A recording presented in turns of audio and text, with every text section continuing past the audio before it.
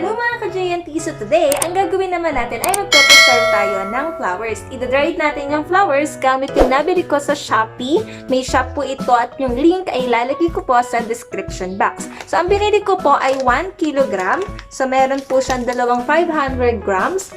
Orange and white po ito. Included na rin po itong lalagyan, yung brush. Meron ding kahoy na ganito. Tapos yung silica gel na freebies po ito para ginagamit doon sa pagpa-preserve. Tapos meron din naman pong flower preservation step-by-step procedure.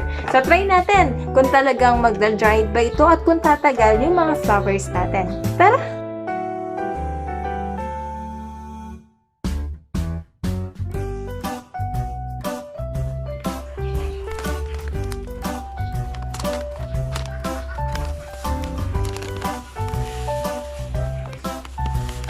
Ilagay na po natin yung mga buhangin, tapos lagay po natin itong bulaklak. Sabi, pagka sunflower po, ay pahiga. Ipapahiga po natin yung sunflower. Yan. Iayos po natin. Then, lagay na po natin itong isa ko, yung yellow.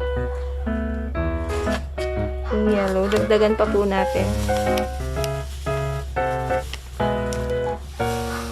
Hanggang sa makover na niya.